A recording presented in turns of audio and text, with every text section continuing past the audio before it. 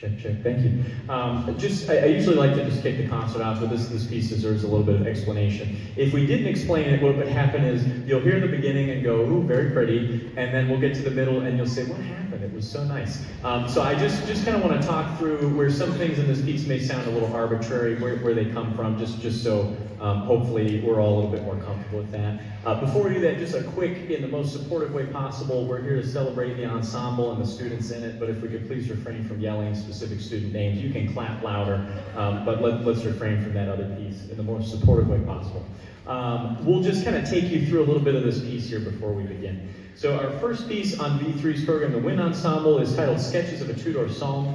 The composer takes inspiration from the rich choral traditions of the Renaissance. You can imagine, what you're hearing at the beginning being sung in a church, specifically drawing upon 16th century English psalm tune. In this work, Tull, the composer, massively transforms and reimagines the original theme, giving it new life and honoring its ancient origins. One of the other interesting things to know is that Fisher Tull was primarily a jazz composer, and even having written for the infamous 1 O'Clock jazz band at the University of Texas, where he was on the faculty. So throughout the piece, you'll hear a really diverse harmonic language. He's changing key centers, a lot of interesting colors. He doesn't really care what band usually does or what the rules are. He just writes, and that's part of what makes it very cool.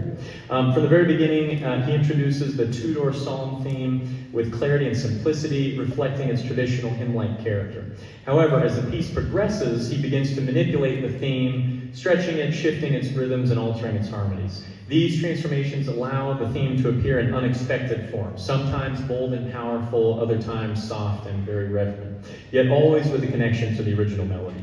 So it would be an hour if we took you through every piece, but we'll take you through here just kind of one thread to kind of illustrate this point. We're going to start with playing one of the main chorale statements, and this is kind of the theme in its most pure, kind of regular way.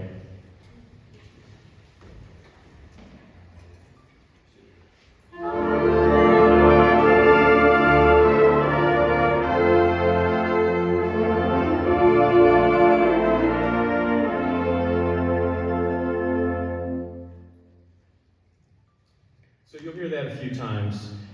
What he then does again is start to transform it. So Gabby over here is going to play a theme she has in kind of a faster section of the piece. She's going to present it the first way, trying to make it sound like what you just heard, and you'll hear that. And then she'll present it a second way, which is as you will hear her play it in the performance, and you'll hear how he transforms that theme. So this is kind of the original way.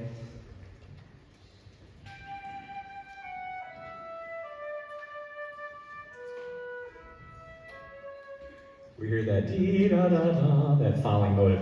This is how you'll hear it when we get to this spot of the piece.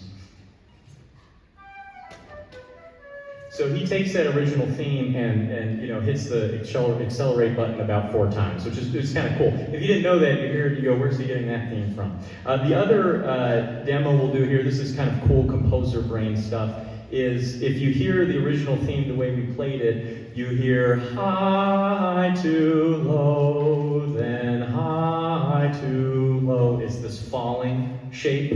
What composers will do sometimes to get more mileage out of the same material is they'll do what's called inversion. So instead of moving from high to low, they'll take those same ratios, those same relationships of notes, and they'll flip it, so instead it's going low to high, and that's called inversion. The clarinets and saxophones here are going to demonstrate what that sounds like. And again, we're taking dee-da-da-dee, and we're starting at the bottom, moving higher instead.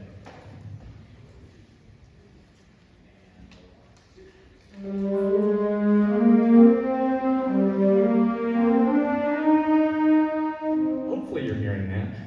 And so just as we're going through this piece and you hear something, you'll hear a lot of different things and think, where did that come from? You don't need to be able to do a test at the end of this performance, but I just hope that you know everything he's doing here is pretty artful in its transformation, and it is all related whether it sounds like it or not, which just makes this piece very, very cool. So we will continue without further ado with Fisher Tull's Sketcher on a Two-Door Psalm. Thank you.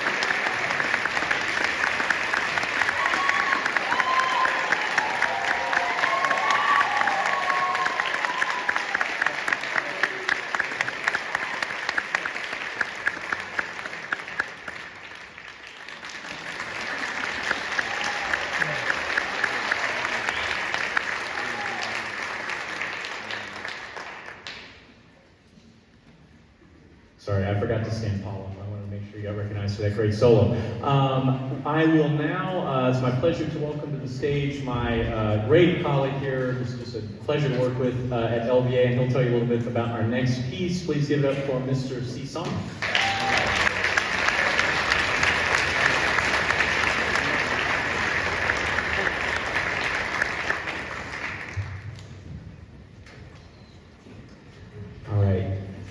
Contra Key Rose, meaning Against Who Rose, is a work that is originally from the pen of renowned choral composer Morten Lauridsen. The text is taken from an Austrian poet, Rainer Maria Rilke's poem, Contra Key Rose. This warm and dignified setting by Robert Reynolds works particularly well for concert bands. I will now read you the poem, Contra Key Rose. Against who, Rose, have you assumed these thorns? Is it your too fragile joy that forced you to become this armed thing? But from whom does it protect you, this exaggerated defense? How many enemies have I lifted from you who do not fear it at all? On the contrary, from summer to autumn, you wound the affection that is given you.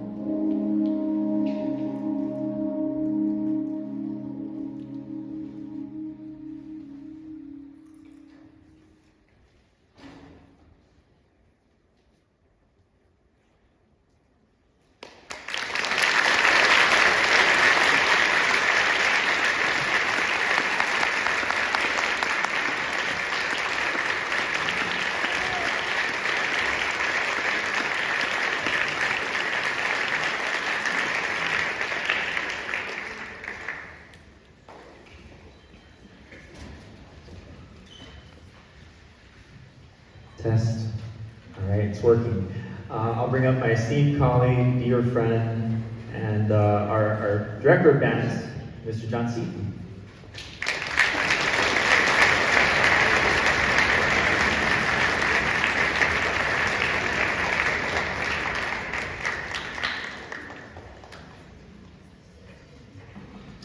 All right, we will continue here with something I think you're really going to enjoy.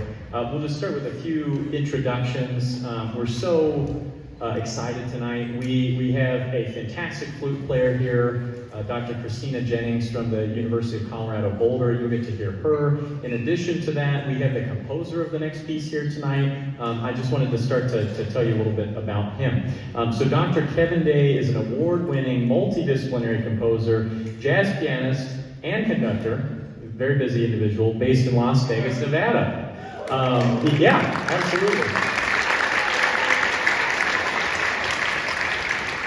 The cool thing is, or the lucky thing is, Dr. Jennings and I had already planned to do this piece. I think kind of February or March last year was when we decided to take this on, and then probably would have had Dr. Day join us anyway, but then found out this summer that him and his partner moved to Las Vegas, which just was our treat. So we're so lucky to have them here.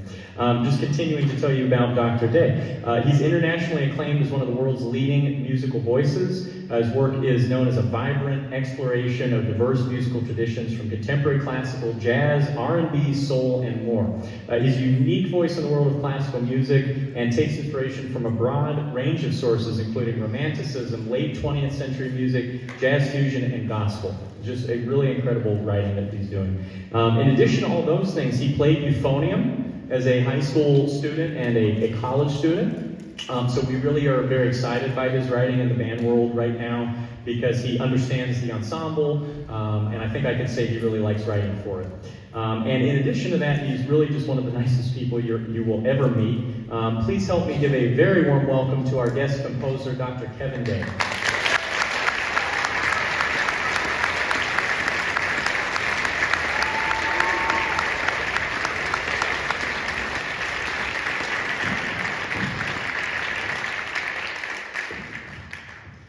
All right, everyone, how are you doing tonight? Awesome, it's really great to be here and to get to bring forth this concerto. This was a piece that was commissioned by the University of Colorado, the CU Boulder College of Music, for their Professor Christina Jennings. And so this is my 9th concerto entitled The Glimmerglass Concerto.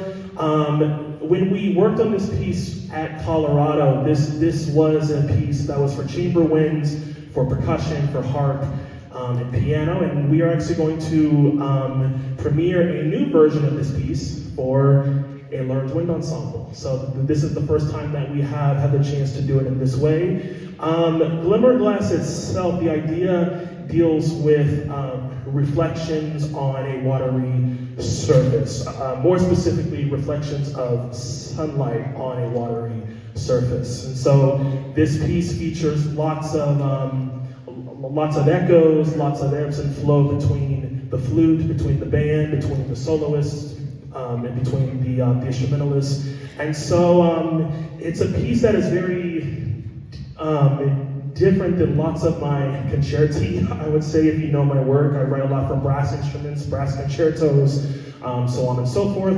This is a bit more, it's a piece that is meant to be more intimate and meant to really bring in the flute. And so I am so excited to get to share this piece and to have this work being played by Christina Jennings, professor of flute at the University of Colorado. She is a dear friend. She is a fantastic, fantastic player, one of the premier soloists of our time, and is truly a wonderful collaborator. And so I cannot wait for you all to hear her tonight.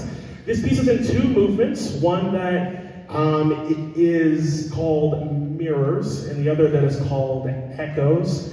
And dividing the 2 movements is a cadenza. So she's going to play a cadenza in between movements 1 and 2. So without further ado, this is Glimmerglass Concerto. I'm super excited to be here as a resident of Las Vegas. So hopefully this is not the last time you see me, but we hope you enjoy.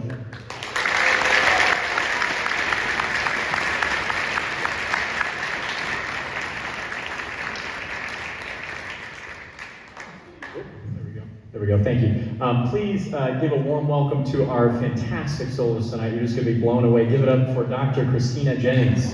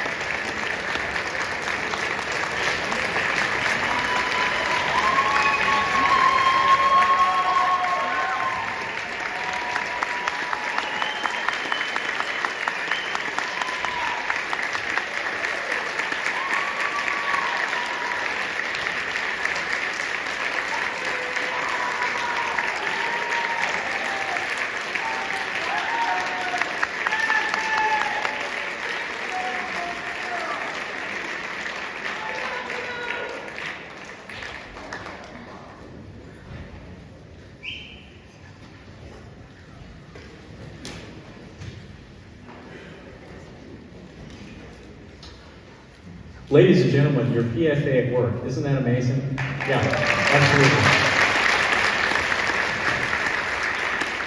We're so thankful to Kevin and Christina for joining us tonight. It just makes this concert so special. Just some quick thank yous, if you'll indulge me. If we haven't seen or talked about the Band Boosters since band camp, even though it feels like that was a year ago, that was maybe 6 or 7 weeks ago. So can we just give a round of applause to Band Boosters for all their efforts?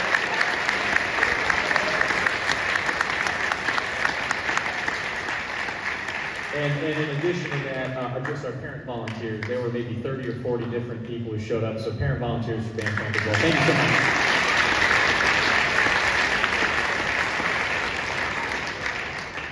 I'll group the next two together, just some people who are, really fueling what the students are doing on stage. The first group of that is the paraprofessionals who work here at LVA. They're listed in your program. These are just incredible artists, and they get to work with the students weekly. The students get to work with them weekly. But they do enjoy working with the students, and they just have such an impact on what we do here. In addition, in that category, I know there's a few middle school directors here tonight. Some of them as, slash parents, but they're still middle school directors. And, we get to work with the students when they're already have learned so much from those people, and we're so thankful for them. And in addition to that, all of our private teachers. I know we have private teachers here, and it just means so much for us that you support the students and what they do. So we can give it up for paraprofessionals, band directors, private teachers. Thank you.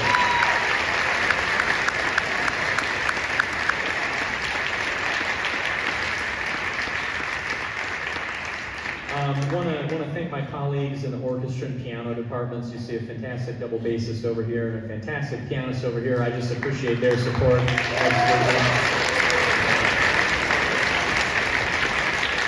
They are so nice to lend us these students. The modern wind ensemble is not just wind instruments and percussion. It really includes double bass. It includes piano.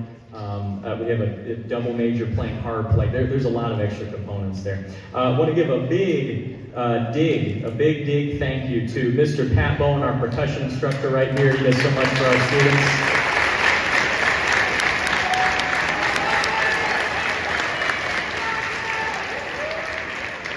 Just a ton of fun and just a great friend and colleague, and we appreciate him. Our theater managers tonight, the microphones, the lighting, if we could give it up for Ms. Beeman and Mr. O'Brien.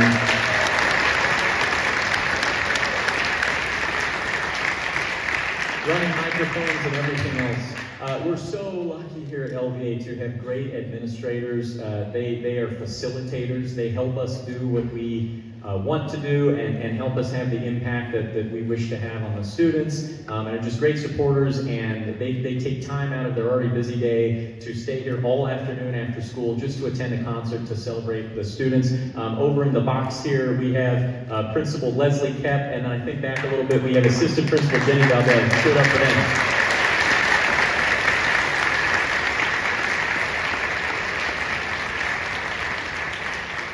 Also want to thank the impressive Karen Kamulia. She just does so much for the band department. Let's give it up for Karen.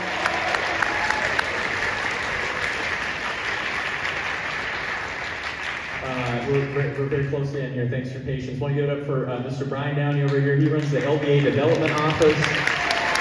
Big supporter of what the students are doing on stage. You'll get to see Eighth Blackbird at our Smith Center concert, which is a do-not-miss event, and a lot of what we're able to do with that guest artist is as a result of the Development Office and Friends of LVA, which he works with, so we thank all of them so much for that. And finally, parents, just want to thank you. I know it's a lot to get students here and keep up with them and take them to lessons and make sure they're practicing and listen to the practicing and all of that. So parents, just thank you so much for all of you, what you do to support.